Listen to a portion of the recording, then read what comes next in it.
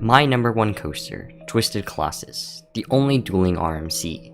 Is it overrated? Maybe. Today's video we will be going in depth and reviewing this ejector airtime machine and answering the question, is it overrated, as well as giving it a score out of 10.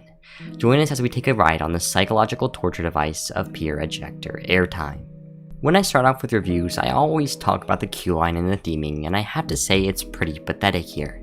You're at a Six Flags park, so that's a given, but I thought there could be a little extra spice there.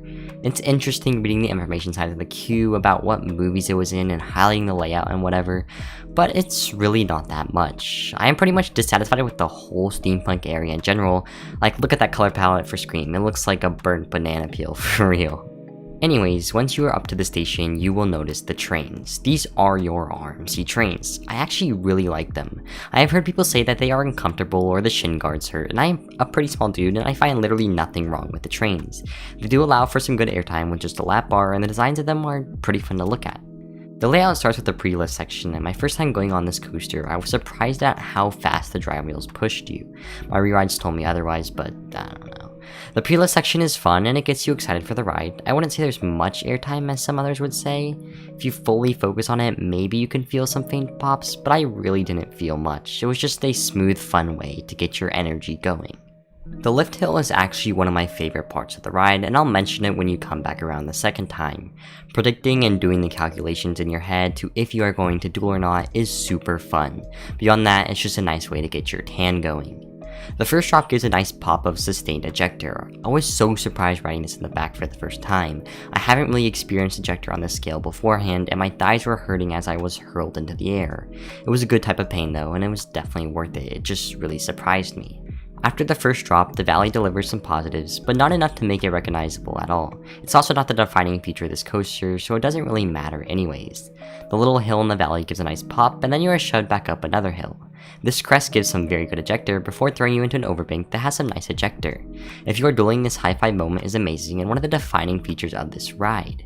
You then drop back down, which has some yet again insane ejector along with some head choppers on the support beams. You have a little hill that provides another pop of ejector airtime before going into an airtime hill that has nice ejector throughout it. You then go into a 0G roll, which is one of my favorite parts of the ride, if not one of the best. RMC has perfected inversions, and I love the feeling of being whipped around while not really feeling anything, if that makes sense.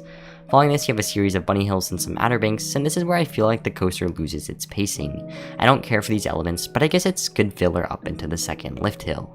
Now, a lot of enthusiasts complain about the second lift hill and how it ruins the pacing and blah blah blah. I don't buy into any of that. One of my favorite parts of Twisted Colossus is going up the second lift hill and rotating my neck like a bird and watching the station. I love to see if the ride operators are going to dispatch on the right time and line up for a perfect duel.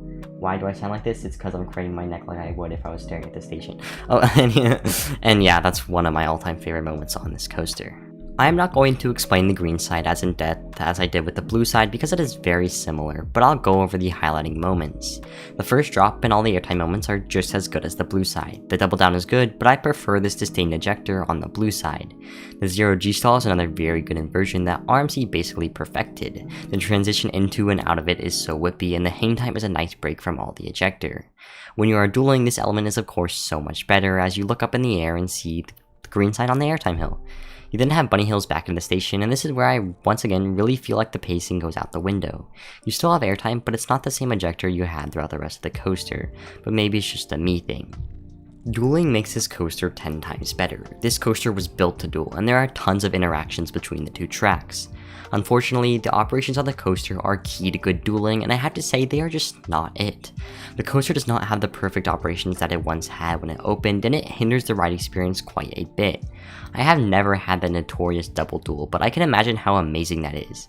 I've experienced singular duels, and that is already the best experience I've had on any coasters, so I just have to wait and see until my notorious double duel comes my way.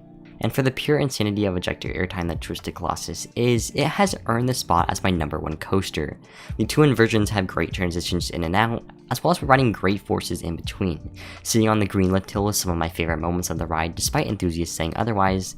The anticipation that it builds and the waiting for a duel is very fun. Now to ask the question, is Twisted Colossus overrated? And the short answer is yes. This coaster has been nominated top 10, top 25 in the world, and I just straight up don't think it deserves this title. Looking at other RMCs, I have to say it looks average compared to them. The thing that makes this one the most elite coaster in the world is the dueling aspect, and unfortunately, that's a rare sight these days. I think this coaster has what it takes to contend with the upper tier RMCs, it just needs some better operations to do so. Now, for a final score out of 10, I'm going to give Twisted Colossus at Magic Mountain a 10 out of 10. That is assuming it duels and double duels. It's my number one. What else can I say? I can't give it a 9 out of 10. That would be pretty pathetic.